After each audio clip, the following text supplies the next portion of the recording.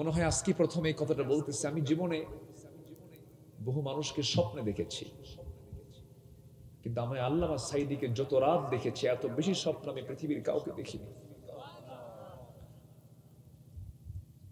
আমি ওনাকে খুব কাছ থেকে দেখেছি, ওনাকে খেতে দেখেছি, ওনাকে গল্প করতে দেখেছি। উনি খুব মজার মানুষ ছিলেন।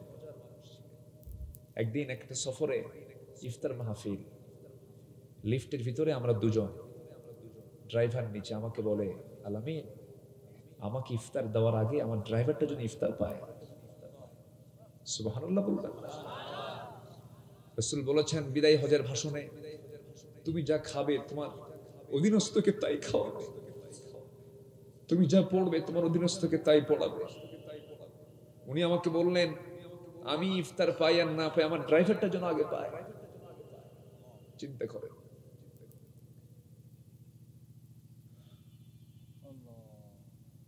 ওনার শেষ একটা ওসিয়ত ছিল, খুলনার সিদ্দিকে তিনি শুয়ে থাকবেন। এত বড় জালিম, এত বড় জালিম মানুষ হয়? মানুষ কি মরার পরেও প্রতিশোধ নেয়? মানুষ তো মরে গেছে। মরে গেছে না মেরে ফেলছে? বলে মরে গেছে না মেরে ফেলছে? মরার পরেও ওনার যে একটা ওসিয়ত, মিন বাদি ওসিয়তিন, একটা ওসিয়ত তো উনি করেছেন যে আমার কবরটা যেন তার প্রতিষ্ঠিত মাদ্রাসা খুলনায় যেন দেওয়া হয়। তার খুব আশা ছিল এটা। উনি বলেছেন আমার মরণ, উনি সবসময় চাইতেন আমার মরণ যেন মদিনায় হয়, রাসূলের শহরে যেন হয়। দেশে যদি মরণ হয় তাহলে আমার কবরটা যেন খুলনায় হয়। জালিমরা তাও শুনে নাই। যে জালিমগুলো খুলনায় তাকে আসতে বাধা দিয়েছে, একটাও বাংলার জমিনে তারা নাই। আছে? একটাও আছে? ওনাকে মেরেছে 14 আগস্ট 2023 সাল। আর ওরা এক বছর যেতে না যেতে গোটাল গোষ্ঠী শুদ্ধ সাফ হয়ে গেছে দেশ থেকে, একটাও নয়, সব পালায় চলে গেছে। উনি বলেছিলেন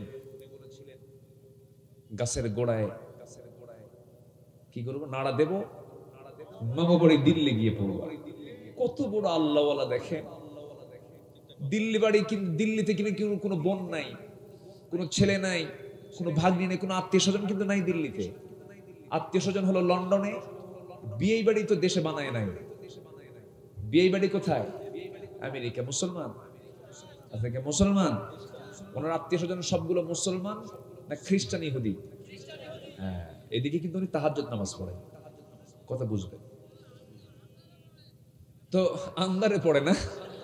আচ্ছা, সাইদি সাহেব বললেন মামু বাড়ি দিল্লি গিয়ে পড়বা। উনি কিন্তু বলতে পারতেন এক দৌড়ে লন্ডন গিয়ে পড়বা, এক দৌড়ে আমেরিকা গিয়ে পড়বা, বলতে পারতেন তো। কিন্তু বলে গেছেন কি 25 বছর আগে কোথায় গিয়ে পড়বা? সোজা কোথায় গিয়ে পড়ছে? দিল্লি গিয়ে পড়ছে। এটাও পড়তো না যদি উনি না বলতেন। আল্লাহওয়ালা তো আমরা মানে এরকম করে জাস্ট আবেগে বলছি কথাগুলো, আবার এটা দলিল করে এখন ইউটিউব তো আছে, কোন দিকে কোন প্যাঁচ যে লাগায় দেয় আল্লাহ জানে। কথা তো আগে পড়ে তো এগুলো কাউন্ট করে না। সম্মানিত ভাইয়েরা, দিল্লি গিয়ে পড়ছে। এমন একটা সময় আসবে পড়ানোর জন্য একটা ইঁদুরের গর্ত খুঁজে পাবা না। আছে না নাই? পাইছে? গোটা দেশের 1 নাম্বার ধনী। দেশের কয় নাম্বার ধনী? হলমার্কের চোর, শেয়ার বাজারের চোর, সকল ব্যাংকের চোর, পদ্মা সেতুর চোর, চোরের মহাজন। মাথা থেকে পা পর্যন্ত দেখে মনে হয় ফেরেশতা জিব্রাইল আসমান থেকে কেবলই নামলো। ঠিক আছে কিনা বলেন? বাঁচার জন্য দাড়ি রাখছে না দাড়ি কাটছে? কাটছে। আর আরেকটা শয়তান বিচারপতি দাড়ি কাটছে না রাখছে? রাখছে। ধর্মের ব্যবসা আমরা করি, আমরা দাড়ি ওই সময় রেখেছি, এই সময় আছে, দাড়ির কোনো পরিবর্তন নাই। যারা ক্ষমতাকে পাকাপোক্ত করার জন্য দাড়ি রাখে, দাড়ি কাটে, বিপদে দাড়ি কাটে, বিপদে দাড়ি রাখে, ওরাই ধর্মের ব্যবসায়ী, আমরা ধর্মের ব্যবসায়ী না। দাড়ি কেটে আইন মন্ত্রীকে সাথে নিয়ে নৌকায় চড়ছে ভুল করে, আবার নৌকার ভেড়ে না কোস্টগার্ড ধরে বলে আইনমন্ত্রী সিনসি আপনাকে স্যার চলেন থানায় চলেন। আমি একা যাবো? আমি কি একা আসছে এই জায়গায়? দুইজন আসছে, জামাতের সাথে আসছে। কিসের সাথে? জামাতের সাথে। কে কই যে বসে আছে, কি চেনা যায় না তো? ভালো করে দেখো, ওটাই দরবেশ। নেকামল না বদামল? বলেন নেকামল না বদামল? বদামল। নেকামল গুলো করবো আমরা, জোরে বলি ইনশাআল্লাহ। হজের সফরে গেলাম, তাকে বলা হলো হুজুর আপনি দেশে যায়েন না, মামলা রেডি। উনি মুস্কি হাসি মেরে বললেন সাইদি পালায়া থাকার নাম নয়। আলেমরা পালায়া থাকে না। কোন আলেম কি দেশ থেকে পালিয়েছে কেউ? উনি দেশে চলে আসছেন। উনি দেশে চলে আসছেন, জেল খেটেছেন। যেদিন তার মৃত্যু হয়, তিনি তাকে যখন চিকিৎসার নামে যখন হত্যার জন্য ঢুকানো হয় ওই হসপিটালে, কেঁদে ঢুকেছেন না হাসি দিয়ে ঢুকেছেন? উনি হাসি মেখে দুনিয়া থেকে বিদায় নিয়েছেন। আমাদেরকে কি করে গেছেন? কাদায় গেছেন। এটাই তো জীবন। আর যারা পালায় গেল, জাতিকে হাসছে না কাঁদছে? বলেন বলেন। হেসেছে কাদি, হেসেছে জাতি, কেঁদেছে ওরা। এই জন্য নেকামল গুলো আমরা করবো, জোরে বলি ইনশাআল্লাহ। আরো জোরে বলি ইনশাআল্লাহ। জুলুম করব না, ক্ষমতার মিসইউজ করব না, অবৈধ লোভ কামনা করব না, অন্যের বইয়ের দিকে তাকাবো না, নিজের বইয়ের দিকে তাকাবো। নিজের বইয়ের দিকে তাকালে পরে সওয়াব হবে। অন্যের বউ না নিজের বউ? এখন নজর বেশি কার দিকে বলেন? আস্তে কর। নিজের বউ না অন্যের বউ? অন্যের বউয়ের দিকে নজর বেশি। এটা কি বদামল না নেকামল? দেখছেন নেকামল। অন্যের বউ নেকামল, ওটা বদামল। আমার বন্ধুগণ, নেকামলের তালিকায় যদি যেতে চাই, অনেকগুলো নেকামল চলে আসবে। আসুন আমরা নেকামল গুলো শর্ট প্যাকেজ আমরা শুনে নেই। আলোচনার শুধু আপনি শুনতেছেন না, মিডিয়া গুলো সমস্ত আলোচনাগুলো রেকর্ড করছে, একটু নির্যাস গুলো বলে ফেলি। আপনার টেনশন কাজ করছে না? একবার আমার দিকে তাকান, একবার আকাশের দিকে তাকা। আমিও তাকাই মাঝে মাঝে। নেকামল যদি হয়, এই দুনিয়াতেও তার পুরস্কার আছে। আর বদামল যদি হয়, এই দুনিয়াতে তারও পুরস্কার আছে। সেই পুরস্কারটা বরকতময় নয়, সেই পুরস্কার হচ্ছে গজবের সাথে। ঠিক কিনা বলেন? আর নেকামল যদি কেউ করে, তার ফলাফল হচ্ছে দুনিয়ার জিন্দেগিটা তার আল্লাহ পাক বরকতময় করে দিবেন। জোরে কোন সুবহানাল্লাহ। আমি যেখান থেকে কথা বলতে চাচ্ছি, সূরাটার নাম হলো সূরাতুন নাহাল। নাহাল মানে হলো মৌমাছি। নাহালের 97 নম্বর আয়াত। আল্লাহ রাব্বুল আলামিন এই আয়াতের ভিতরে নেক আমলের ফলাফল বলেছেন, আমি তাকে বরকতময় হায়াত বৃদ্ধি করে দেব। যেরকম সুবহানাল্লাহ। ফালানুহিয়ান্নাহু হায়াতান তাইয়্যিবাহ। জোরে বলি সুবহানাল্লাহ। তো যিনি এখন দিল্লি বসে আছেন, মামা বাড়ি, খুব বরকত হায়াত নিয়ে বসে আছেন। কি নেক হায়াত? কি এটা কি বরকতময় হায়াত? তার বাপ দেশ স্বাধীন করলো। আমার বাপ দেশ স্বাধীন করছে, এটা আমার দেশ। তারা পৈতৃক সম্পত্তি মনে করত। নিষিদ্ধ আগে তারা করেছেন, এরপরে নিষিদ্ধ হয়েছে। আস্তে কোন কেন? আগে কি নিষিদ্ধ? ওরা কি হয়েছেন না করেছেন? ইট মারলে ওই যে পাটকেল ঘাটার পাটকেল খেতে হয়। আছে না এখানে একটা পাটকেল ঘাটা? ওই পাটকেল ঘাটার নাম শুনলে আমার এই কথাটা মনে হয়, ইট মারলে পাটকেল খেতে হয়। সম্মানিত ভাইয়েরা, তারা ক্ষমতাচ্যুত হওয়ার 7 দিন আগে নিষিদ্ধের মতো চিন্তা করেছিল। মাথায় রাখতে হবে কিন্তু বিষয়টা। তারা নির্দিষ্ট কোন দলকে তারা শুধু নিষিদ্ধ করতে চায় না, তারা ইসলামকে নিষিদ্ধ করতে চেয়েছিল। আল্লাহ তাদেরকে নিষিদ্ধ করে দিয়েছে। ইসলামে হাত দেওয়া যাবে না। যদি তারা নিষিদ্ধ হয়ে থাকে, নিষিদ্ধ হয়েছেন তো, কয়েকদিন আগে তো আন্দোলন হলো। হ্যাঁ, আমরা চাবো না কেন? আপনি আসেন, কিন্তু 2000 আমার যে সন্তানগুলো মারা গেল ওদেরকে জিন্দা করেন। 30,000 পঙ্গু, চোখ হারা, হাত হারা, ওদের হাতগুলো ফিরাইয়া দেন। আমি আমার স্বচক্ষে দেখেছি চিত্রগুলো। $243 বিলিয়ন দেশ থেকে পাচার করেছেন, ওগুলো ফেরত আনেন। সব তো নিয়ে চলে গেছে। পুকুর চোর না, সাগর চোর, সাগর চোর। আসতে বলবেন না, জোরে বলেন ঠিক কিনা। সাগর চুরি করেছে। 64 জেলার ভিতরে সবচেয়ে মাজলুম জেলার নামটা বলেন। সাতক্ষীরা। কি করেছে বলেন?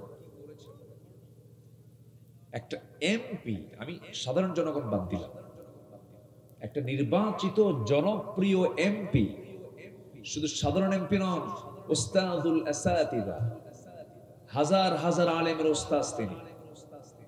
ঐতিহ্যবাহী সাগর আগরদাড়ি আমিনিয়া কামিল মাদ্রাসার সুযোগ্য প্রিন্সিপাল, বয়োবৃদ্ধ, জ্ঞানবৃদ্ধ, মুহাদ্দিস, ফকিহ, যার জীবনে কোনো সেকেন্ড ক্লাস নাই, আব্দুল খালেক মন্ডল রাহমাহুল্লাহ, তার বাড়িকে প্রশাসন দিয়ে বুলডোজার দিয়ে ভাঙা হয়েছে। আচ্ছা, এই যে ভাঙলো, এটা কি জনগণ ভাঙছে না প্রশাসন ভাঙছে? এই তো সময়ের ব্যবধানে ভাঙে নাই, আস্তে কয় শুরু করছে কারা? মানুষের বাড়ি ভাঙলে নিজের বাড়ি থাকবে? নিজের বাড়ি থাকবে? ইট মারলে নেকামল করতে হবে। আল্লাহ রাব্বুল আলামিন বলেন, মান আমিলা সালিহাম মিন যাকারিন আও উনসা ওয়া হুয়া মুমিনুন ফালানুহয়িয়ান্নাহু হায়াতান তাইয়্যিবাহ ওয়া লানাজজিয়ান্নাহুম আজরাহুম বিআহসানি মা কানু ইয়ামালুন। জোরে বলুন আল্লাহু আকবার। সূরাটার নাম কি বলছিলেন বলেন তো?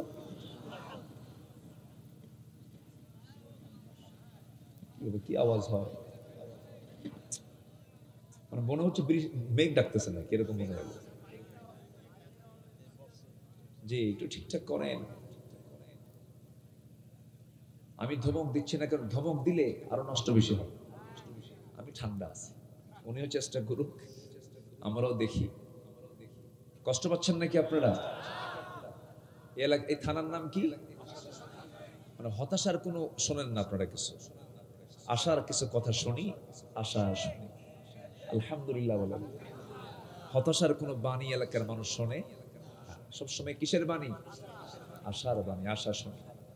ভালো, অনেক সুন্দর নাম আপনাদের।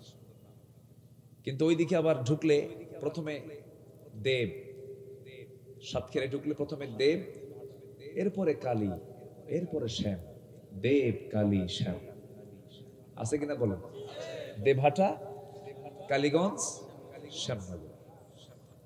ঠিক আছে না?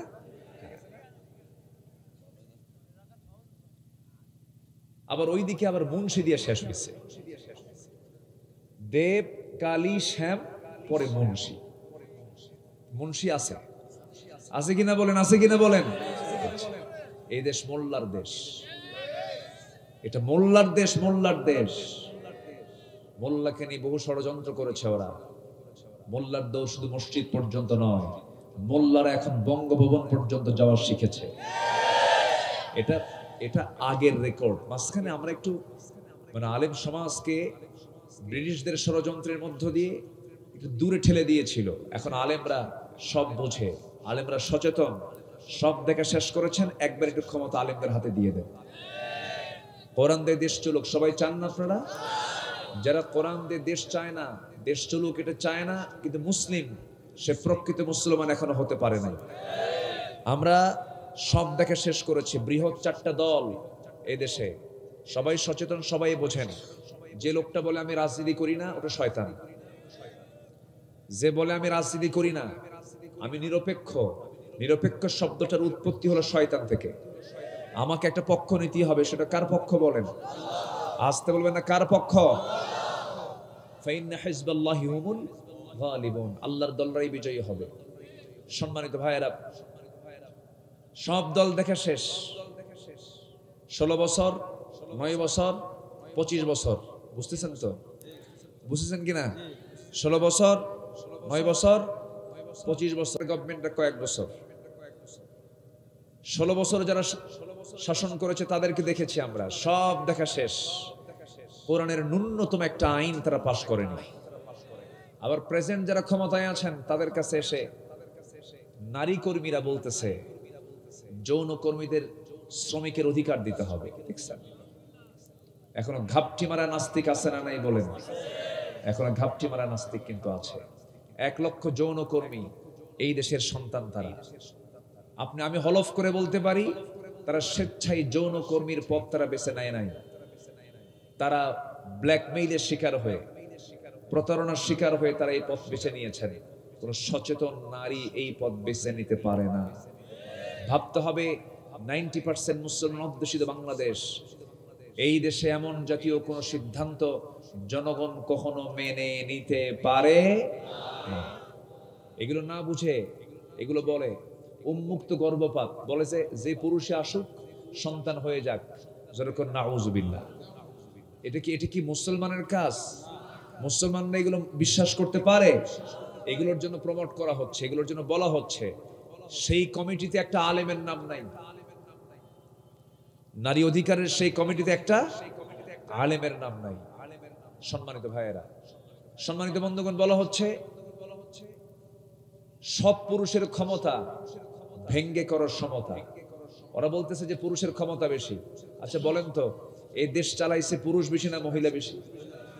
আস্তে কয়, পুরুষ বেশি না মহিলা বেশি? স্পিকার ছিল কে? শিক্ষা ছিল কে? স্বরাষ্ট্র ছিল কে? প্রধানমন্ত্রী ছিল কে? তো ক্ষমতা কই কম?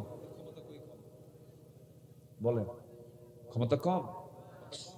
দুনিয়াতেও কম না, এদের তো আমি দেখতেছি ভালোই তো ক্ষমতা, কিন্তু আল্লাহ মেয়েদের ক্ষমতা দিয়েছেন বেশি। বলি আলহামদুলিল্লাহ, জোরে বলি আলহামদুলিল্লাহ।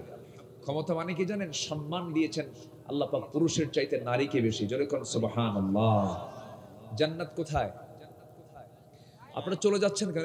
চলে যাচ্ছে যে সমস্যা কি? আল্লাহ, আমি তো সব দিকে সমস্যায় পড়ে গেলাম। তাহলে আমি কি শেষ করে দেব? হ্যাঁ, আমি কি শেষ করে দেব বলেন? বৃষ্টিতে ভিজবেন যে আপনারা। হ্যাঁ, আল্লাহু আকবার। যে একটু সময় দেন। আপনি যদি চলে যান, আমার তো বুকের একটা করে তার ছিঁড়বে। জানেন, যিনি আলোচক তার সামনে থেকে যদি শ্রোতা ওঠে, তার কাছে এটা চরম একটা কষ্টকর কাজ, চরম কষ্ট হয় তার। আপনি কি চান আপনার ভাইটাকে কষ্ট দেবেন? আপনারা একটু বসেন না। আমি এতটা অসুস্থ, আপনারা যদি জানতেন, কোন মা তার সন্তানকে ঘর থেকে বের হতে দিত না, কোন স্ত্রী তার স্বামীকে বের হতে দিত না, কোন ছেলে মেয়ে তার বাপকে বের হতে দিত না। শুধু এতটুকু বললাম। এরপরেও আমি এসেছি আপনাদের সম্মান, উভয়ের সম্মান, দ্বীনের কিছু কথা এখানে যেন হয়, এটা যেন বাস্তবায়ন হয়, এই জন্য আমি এসেছি। আলহামদুলিল্লাহ। আমি ভাইকে অলরেডি বলেছি, উনি তো আশ্চর্য হয়ে যাচ্ছেন, আপনি তো কঠিন শক্ত মানুষ, আপনি আসলেন কেন? সম্মানিত ভাইয়েরা, একটু আমার দিকে তাকান, বলেন, নেকামল যদি উনি করতেন, উনি কি দিল্লি যেতেন? আসতে কোন দিল্লি যেতেন? অভাব কিসের বলেন তো? বলেন কিসের অভাব বলেন? আবার জাহান্নামে যেতে হবে কিসের অভাবে বলেন? নেকামল। যদি খুব অবস্থা খারাপ হয় আমরা খেয়াল করব, আমরা দোয়া করে দেব, কিন্তু বলবেন যে হুজুর কষ্ট হচ্ছে না, যদি একটু কষ্ট হচ্ছে আমি তখন দেখব, সিচুয়েশনটা দেখে আমরা সিদ্ধান্তে চলে যাব। আমরা কষ্ট দিয়ে কোনো পরিবেশ তৈরি করব না। আমরা অনেক মা বোন মাহফিল আসছেন, আমরা সব দিকে তাকাবো। মা বোনদের সাথে, মা বোনরা একা আসে না, মাদের সাথে বাচ্চাও আসে, সব দিকে তাকাতে হবে। আমরা দেখব, সব দিকে খেয়াল করে আমরা অবশ্যই খেয়াল করব। তাহলে নেক আমল করতে হবে শুধু পুরুষকে, মহিলার দরকার নাই নাকি? জান্নাত কি শুধু পুরুষের জন্য, মহিলার জন্য? বলেন বলেন বলেন। পুরুষের জান্নাত ছোট আর মেয়েদের জান্নাত বড়? মেয়েদের জান্নাত ছোট, পুরুষের জান্নাত বড়? এরকমও না। জান্নাত কি সবার জন্য কি সমান? মেয়েরা স্বামী পাবে আর ছেলেরা কি পাবে? বউ পাবে। এখানেও কোনো সমস্যা নাই, সব পেয়ে যাবে, কোনো কমতি হবে না, কোনো প্রকার ঘাটতি হবে না। শুধু শর্ত হলো কি আমল করে আসতে হবে? বলেন বলেন, কি আমল? জমির আইল ঠেলা, হ্যাঁ, মামলা করা, মিথ্যা মামলা করা, মিথ্যা সাক্ষী দেওয়া। গতকালকের একটা ঘটনা শোনাই আপনাকে। কুড়িগ্রাম, নাম শুনছেন তো? মাত্র 20 গ্রাম, 20 গ্রাম কুড়িগ্রাম, নাম শুনছেন সবাই? কুড়িগ্রাম। আপনাদের জেলার নাম কোন সংখ্যা দিয়ে বলেন? 7। জাহান্নামের সংখ্যা কয়টা? 7টা। জাহান্নামের দরজা বন্ধ করতে হবে, ঠিক আছে? জাহান্নামের দরজা বন্ধ করে আমাকে জান্নাতের রাস্তা নিশ্চিত করতে হবে। জোরে বলি ইনশাআল্লাহ। কুড়িগ্রামে বাপ মা 32 বিঘা জমির সম্পত্তির লোভে নিজের মেয়েকে 12টার দিকে তুলে, ঘুমন্ত সন্তানকে তুলে তাকে নিয়ে গিয়ে ওই জমি, যে জমি তাদের অধিকার, তারা আদায় নিতে চায়, মামলা করবে, জমি দখল দিচ্ছে না, নিজের মেয়েকে নিয়ে সে জায়গায় খোঁচায় খোঁচায় মারছে। সম্পত্তির লোভ। আইয়ামে জাহেলিয়াত কি সেই যুগে ছিল, এই যুগে নাই? আছে না নাই? এগুলো কি নেক আমল? বাপ মার কাছে সন্তানের সিকিউরিটি নাই, সন্তানের কাছে বাপ মার সিকিউরিটি নাই। কোটি কোটি টাকার মালিক, সন্তান বাপকে দেখে না, নিজের চোখে দেখা। গাজীপুরের বৃদ্ধাশ্রমগুলোতে চলে যান, কেমন করে বড় বড় অফিসার গুলো একাকী জীবন যাপন করছে। সন্তানগুলো বড় বড় অফিসার, বাড়িধারা থাকে, গুলশান থাকে, কিন্তু সেই বৃদ্ধ বাপ মাকে দেখতে যায় না, তাদের খোঁজ খবর নেয় না। এই সমস্ত আচরণগুলো কেন হচ্ছে? একটা মাহারাম বাবার কাছে ষোড়শী মেয়ে নিরাপদ না। বাবা তার মেয়েকে ধর্ষণ করছে, ভাই তার বোনকে ধর্ষণ করছে। শুধু তাই নয়, কবর থেকে লাশ তুলে সেই লাশেও ধর্ষণ করা হচ্ছে। আবার ওইদিকে ডিপ ফ্রিজে রাখা লাশ, সেখানে যার দায়িত্ব দেওয়া হচ্ছে সেও ধর্ষণ করছে। এমনকি 3 বছরের শিশু পর্যন্ত ধর্ষিত হয়। কোন দেশে? বলেন বলেন, কোন দেশে? বাংলাদেশে। এই যে চিত্রগুলো, এগুলো কি নেক আমল না বদ আমল? এই সমস্ত কার্যগুলো কেন হচ্ছে? শুধুমাত্র একটাই অভাব, আমার দেশে সকল আইন জারি আছে, শুধু একটা আইন জারি নাই, তার নাম হলো আল্লাহর আইন। কার আইন জারি নাই? আল্লাহর আইন। এটা সবচেয়ে বড় নেক আমল, এটাকে জারি করতে হবে। আল্লাহর আইন জারি করার জন্য আমার নবীজির মাথা থেকে পা পর্যন্ত কত যে দাগ পড়েছিল, ক্ষত বিক্ষতের চিহ্ন। আম্মা জান আয়েশা আস্তে আস্তে করে দেখে বলতেন, ইয়া রাসূলুল্লাহ, এই দাগগুলো কোথায় লেগেছিল আপনারা বলুন তো। রাসূল কেঁদে কেঁদে বললেন, আয়েশা, তায়েফের মানুষ আমাকে মেরে মেরে, পাথর দিয়ে আমাকে মেরে মেরে রক্তাক্ত করেছে, এই দাগগুলো এখনো যায় নাই। রাসূল ওই দাগ নিয়ে কবরে গেছেন। খন্দকের পরীক্ষা খনন করতে গিয়ে আমার নবীজি কোদাল মারতে মারতে 4টা দিন আমার নবীজির না খাওয়া, কোদাল মারতে মারতে মারতে মারতে কোমরটা কুঁজো হয়ে গেছে। নবীজি বাকি জীবন নামাজ পড়েছেন, সোজা করে দাঁড়াতে পারেননি। রুকুর হালতেই তিনি দাঁড়িয়ে গেছেন, কোমরটা সোজা করে রাসূল দাঁড়াতে পারেননি। খন্দকের পরীক্ষা খনন করতে গিয়ে নবীজি উহুদের ময়দানের পর থেকে বাকি জীবন তিনি অস্পষ্ট করে কথা বলেছেন। সামনের সুন্দর 2টি দাঁত কুরাইশরা ভেঙে দিয়েছিল উহুদের ময়দানে।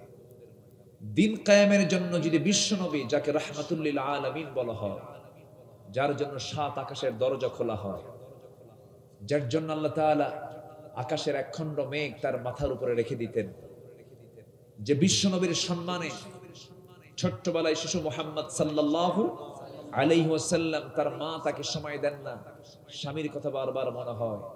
আমার নবীজি একাকী চাঁদের সাথে চাঁদনি রাতে খেলেন। রাসূল ডান দিকে হাত নেন, আকাশের চাঁদ ডান দিকে চলে যায়। রাসূল বাম দিকে হাত নেন, আকাশের চাঁদ বাম দিকে চলে যায়। দুই হাত নিচের দিকে নেমে আনেন, চাঁদ নিচের দিকে নেমে আসে। যে নবীর হাতের সাথে আকাশের চাঁদ দোলনা খায়, যে নবীর হাতের সাথে আকাশের চাঁদ ইনশাক্কাল কামার দ্বিখণ্ডিত হয়ে যায়, যে নবীর সম্মান এত বেশি, সেই নবীজির গোটা মাথা থেকে পা পর্যন্ত অসংখ্য ক্ষত বিক্ষতের চিহ্ন কেন? কেন দাঁত দুটি ভাঙ্গা? কেন কোমর কেন কুঁজো? প্রশ্নের জবাব একটাই, রাসূল শুধু বলেছিলেন মদের আইন চলবে না, জেনার আইন চলবে না, পর্দাহীনতা চলবে না, সুদের কারবার চলবে না, নামাজ কায়েম করতে হবে, যাকাত প্রতিষ্ঠা করতে হবে, আল্লাহর জমিনে দ্বীন কায়েম করতে হবে। যদি দ্বীন কায়েমের জন্য যদি নবী রাসূল তার বুকের রক্ত, মুখের রক্ত, গায়ের রক্ত তার দেহ থেকে যদি ঝরাতে হয়, তিনি যদি ঝরাতে পারেন, সেই দ্বীন কায়েমের জন্য আমরাও কি আল্লাহর পথে জানমাল কোরবান দিতে রাজি আছি? রাজি আছেন? কোন কোন জওয়ানেরা, কোন কোন মুমিন ভাইরা হাত উঁচু করে একটু সাক্ষী রেখে দেখায় দেন।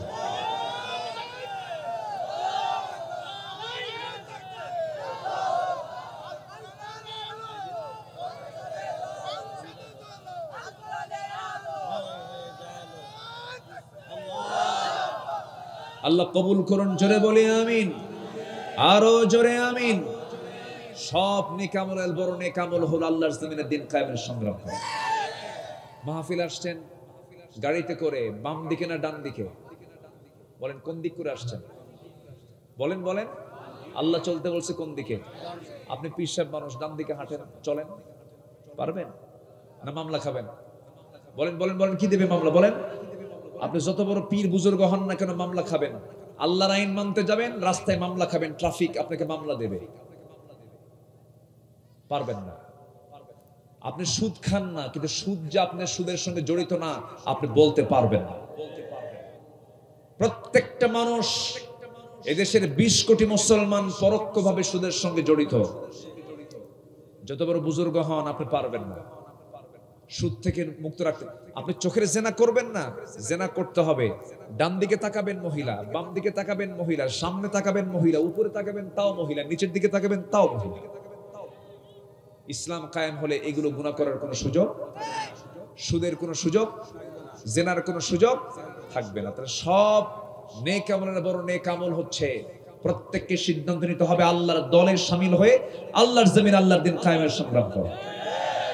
সবাই রাজি আছেন তো ইনশাআল্লাহ?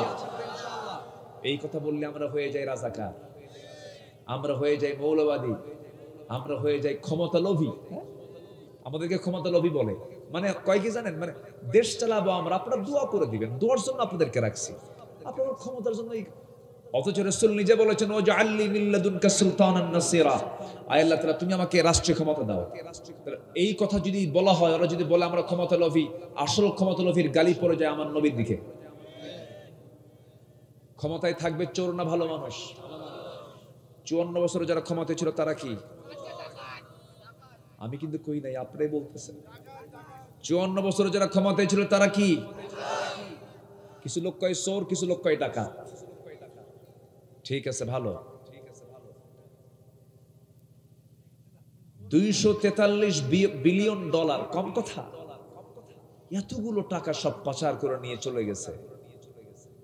সব বৈধতা পাবেন আপনারা, সবগুলো টাকা ফেরত দেন। কি আসতে কোন কেন, আসতে কোন কেন? যারা চোর, দেশ শাসনের অধিকার তাদের নাই। যারা এখনো চাঁদাবাজি করে, চাঁদাবাজ এখন আছে না নাই? আছে না নাই? চাঁদাবাজদের নেতৃত্ব আমরা মানি না। আল্লাহ তুমি সবাইকে সঠিকভাবে কদম মজবুত করে সামনের দিন, আমার মনে হচ্ছে না যে খুব যে ভালো তা কিন্তু না, মাথায় রাখতে হবে, মাথায় রাখতে হবে বিষয়টা। অনেক রক্ত দিয়ে কিন্তু এটা অর্জন করা হয়েছে, এটার সঙ্গে বেঈমানি করবেন না, বেঈমানি করা যাবে না। এই রক্তের সঙ্গে যারা বেঈমানি করবে ইতিহাসের আস্থা করে তারা নিক্ষিপ্ত হবে। সম্মানিত ভাইয়েরা, সম্মানিত বন্ধুগণ, আমরা নেক আমলগুলো শিখে যাব আজকে। কিন্তু আমি বারবার আকাশের দিকে তাকাচ্ছি আর ওয়াজ করতেছি। কোন যেন সময় কি হয়, কোন যেন সময় কোন বৃষ্টি আসে, কোনো সমস্যা নাই তো? বলেন আলহামদুলিল্লাহ। এত সুন্দর মানুষ আপনারা, আল্লাহু আকবার। আমি আজকে এই যে উনি বুঝবেন ভোকাল, লো, মিডিল আর হাই, ঠিক আছে না?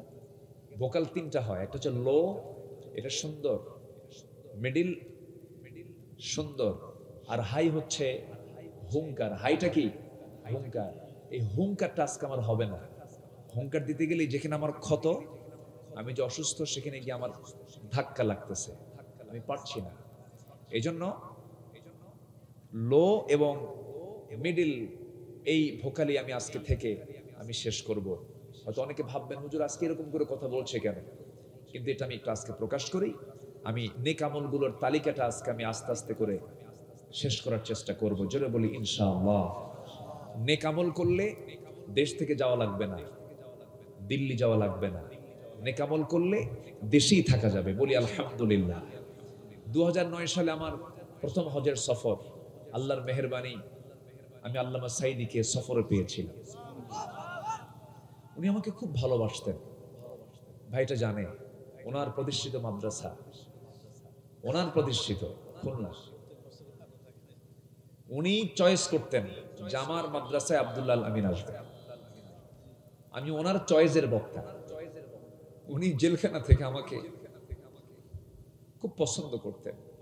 ওনার ছেলেকে ডাক দিয়ে বলে, মাসুদ, ওনার ছেলে, আমার মাথার টুপিটা আলামিনকে দিবা।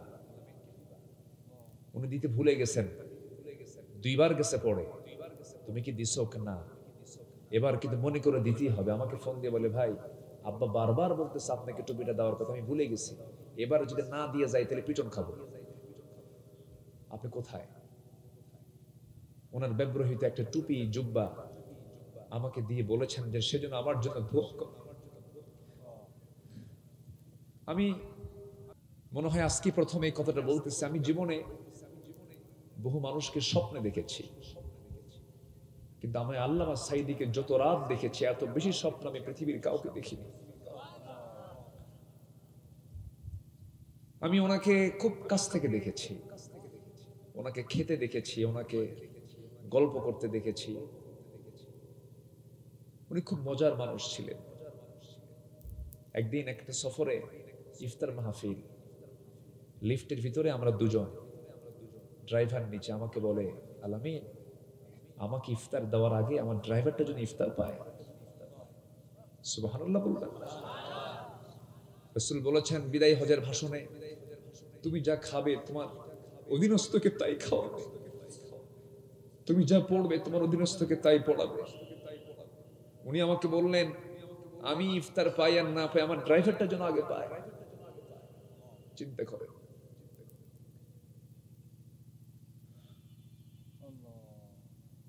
ওনার শেষ একটা ওসিয়ত ছিল, খুলনার সিদ্দিকে তিনি শুয়ে থাকবেন।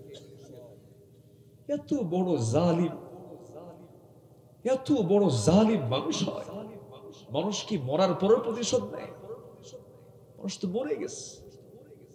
মরে গেছে না মেরে ফেলছে? বলো, মরে গেছে না মেরে ফেলছে? মরার পরেও ওনার যে একটা ওসিয়ত, মিন বাদি ওসিয়তিন, একটা ওসিয়ত তো উনি করেছেন যে আমার কবরটা যেন তার প্রতিষ্ঠিত মাদ্রাসা খুলনায় যেন দেওয়া হয়। তার খুব আশা ছিল এটা। উনি বলেছেন আমার মরণ, উনি সবসময় চাইতেন আমার মরণ যেন মদিনায় হয়, রাসূলের শহরে যেন হয়। দেশে যদি মরণ হয় তাহলে আমার কবরটা যেন খুলনায় হয়। জালিমরা তাও শুনে নাই। যে জালিমগুলো খুলনায় তাকে আসতে বাধা দিয়েছে, একটাও বাংলার জমিনে তারা নাই। আছে? একটাও আছে? ওনাকে মেরেছে 14 আগস্ট 2023 সাল। আর ওরা 1 বছরে যেতে না যেতে গোটাল গোষ্ঠী শুদ্ধ সাফ হয়ে গেছে দেশ থেকে, একটাও নয়, সব পালায় চলে গেছে। উনি বলেছিলেন গাছের গোড়ায় কি করবো? নাড়া দেব, মামা বাড়ি দিল্লি গিয়ে পড়বো। কত বড় আল্লাহওয়ালা দেখেন। দিল্লি বাড়ি, কিন্তু দিল্লিতে কিন্তু কোনো বোন নাই, কোনো ছেলে নাই, কোনো ভাগ্নি নেই, কোনো আত্মীয় স্বজন কিন্তু নাই দিল্লিতে। আত্মীয় স্বজন হলো লন্ডনে। বিয়ে বাড়ি তো দেশে বানায় নাই। বিয়ে বাড়ি কোথায়? আমেরিকা। মুসলমান আপনাকে মুসলমান, ওনার আত্মীয় স্বজন সবগুলো মুসলমান না খ্রিস্টান ইহুদি? হ্যাঁ, এদিকে কিন্তু উনি তাহাজ্জুদ নামাজ পড়েন। কথা বুঝবেন তো, আন্দারে পড়ে না। আচ্ছা, সাইদি সাহেব বললেন মামু বাড়ি দিল্লি গিয়ে পড়বা। উনি কিন্তু বলতে পারতেন এক দৌড়ে লন্ডন গিয়ে পড়বা, এক দৌড়ে আমেরিকা গিয়ে পড়বা, বলতে পারতেন তো। কিন্তু বলে গেছেন কি 25 বছর আগে কোথায় গিয়ে পড়বা? সোজা কোথায় গিয়ে পড়ছে? দিল্লি গিয়ে পড়ছে। এটাও পড়তো না যদি উনি না বলতেন। আল্লাহওয়ালা তো আমরা মানে এরকম করে জাস্ট আবেগে বলছি কথাগুলো, আবার এটা দলিল করে এখন ইউটিউব তো আছে, কোন দিকে কোন প্যাঁচ যে লাগায় দেয় আল্লাহ জানে। কথা তো আগে পড়ে তো এগুলো কাউন্ট করে না। সম্মানিত ভাইয়েরা, দিল্লি গিয়ে পড়ছে। এমন একটা সময় আসবে পড়ানোর জন্য একটা ইঁদুরের গর্ত খুঁজে পাবা না। আছে না নাই? পাইছে? গোটা দেশের 1 নাম্বার ধনী। দেশের কয় নাম্বার ধনী?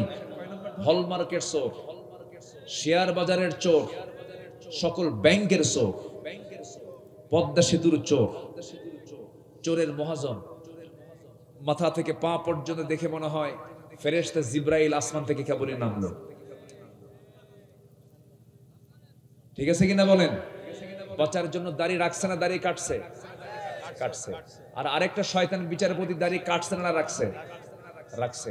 ধর্মের ব্যবসা আমরা করি, আমরা দাড়ি ওই সময় রেখেছি, এই সময় আছে, দাড়ির কোনো পরিবর্তন নাই। যারা ক্ষমতাকে পাকাপোক্ত করার জন্য দাড়ি রাখে, দাড়ি কাটে, বিপদে দাড়ি কাটে, বিপদে দাড়ি রাখে, ওরাই ধর্মের ব্যবসায়ী, আমরা ধর্মের ব্যবসায়ী না। দাড়ি কেটে আইনমন্ত্রীকে সাথে নিয়ে নৌকায় চড়ছে ভুল করে, আবার নৌকার ভেরে না, কোস্টগার্ড ধরে বলে আইনমন্ত্রী চিনছে আপনাকে, স্যার চলেন থানায় চলেন। আমি একা যাবো? আমি কি একা আসছে এই জায়গায়? 2 জন আসছে, জামাতের সাথে আসছে। কিসের সাথে? জামাতের সাথে। কে? কই যে বসে আছে, কি চেনা যায় না তো? ভালো করে দেখো, ওটাই দরবেশ। নেকামল না বদামল? বলেন নেকামল না বদামল? বদামল। নেকামল গুলো করবো আমরা, জোরে বলি ইনশাআল্লাহ। হজের সফরে গেলাম, তাকে বলা হলো হুজুর আপনি দেশে যায়েন না, মামলা রেডি। উনি মুস্কি হাসি মেরে বললেন সাইদি পালায়া থাকার নাম নয়। আলেমরা পালায়া থাকে না। কোন আলেম কি দেশ থেকে পালিয়েছে কেউ? উনি দেশে চলে আসছেন। উনি দেশে চলে আসছেন, জেল খেটেছেন।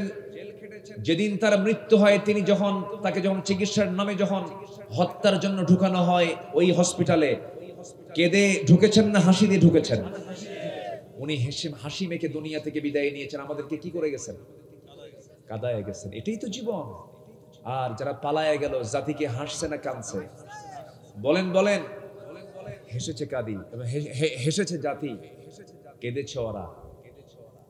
এই জন্য নেকামল গুলো আমরা করবো, জোরে বলি ইনশাআল্লাহ। আর জোরে বলি ইনশাআল্লাহ।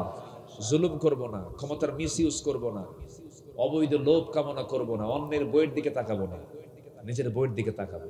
নিজের বইয়ের দিকে তাকালে পরে সওয়াব হবে। অন্যের বউ না নিজের বউ? এখন নজর বেশি কার দিকে বলেন? আস্তে কর। নিজের বউ না অন্যের বউ? অন্যের বউয়ের দিকে নজর বেশি। এটা কি বদামল না নেকামল? দেখছেন নেকামল। অন্যের বউ নেকামল, ওটা বদামল। আমার বন্ধুগণ, নেকামলের তালিকায় যদি যেতে চাই, অনেকগুলো নেকামল চলে আসবে। আসুন আমরা নেকামল গুলো শর্ট প্যাকেজ আমরা শুনে নেই। আলোচনার শুধু আপনি শুনতেছেন না, মিডিয়াগুলো সমস্ত আলোচনাগুলো রেকর্ড করছে, একটু নির্যাস গুলো বলে ফেলি। আপনারা টেনশন কাজ করছেন, একবার আমার দিকে তাকান, একবার আকাশের দিকে তাকা, আমিও তাকাই মাঝে মাঝে। আমার বন্ধুগণ, নেকামলের তালিকা যদি আমরা করতে যাই, বহু সময় লেগে যাবে। বহু নেকামল আছে, এর মধ্যে মূল 7টা নেকামল আজকে আমরা শিখে যাব। কার দেওয়া বলেন? আল্লাহর দেওয়া। কাফেরকে চেনার জন্য কাফিরুন দিয়েছেন, মুনাফিককে চেনার জন্য মুনাফিকুন দিয়েছেন, আর মুমিনকে চেনার জন্য আল্লাহ রাব্বুল আলামিন সূরা মুমিনুন দিয়েছেন। কোন সূরা বলেন? কোন সূরা? মুমিনুন। আর আলোচনা শুরু হয়েছে কোন সূরা দিয়ে? কোন সূরা দিয়ে বলেন? নাহাল। নাহাল মানে কি? মৌমাছি কয় জায়গায় বসে? 1 জায়গায় না 10 জায়গায়? আর মাছি আজ থেকে মাছি সব জায়গায়, যেটা খায় ওটা তো বসে, যেটা ছাড়ে ওটা তো বসে, এর নাম মাছি। আলু দু প্রকার, একটা মিষ্টি আলু আর একটা কি গোল আলু। মিষ্টি আলুকে সাতক্ষীরায় বলে মোম আলু। মোম আলু কি আলু? মোম আলু। মিষ্টি আলু এটা এক জায়গায় খাওয়া যায় শুধু সিদ্ধ করে। আর গোল আলু ভর্তা থেকে শুরু করে নিয়ে একেবারে গোশে আলু, না আলুতে গোশ, ভালো করে রাখুন, গোশে আলু না আলুতে গোশ? সাতক্ষীরায় কি চলে, গোশে আলু না আলুতে গোশ? তাহলে সাতক্ষীরায় গোশে আলু মানে গোশত বেশি, আলু কম। আর উত্তরবঙ্গে যমুনা পার হবেন ওইদিকে আলুতে গোশ, মানে গোটা আলু ঘাটি খুঁজে দুই একটাও গোশত পাওয়া যায়। হ্যাঁ, আমার বাড়ি কিন্তু উত্তরবঙ্গে, আমি কিন্তু মিথ্যা বলতেছি না। ওই জায়গায় আলুই বেশি, আলুর মজাও আছে। যদি যারা ওখানে ওই এলাকায় গেছেন, প্রত্যেকটা অনুষ্ঠানের এটা রাখে তারা।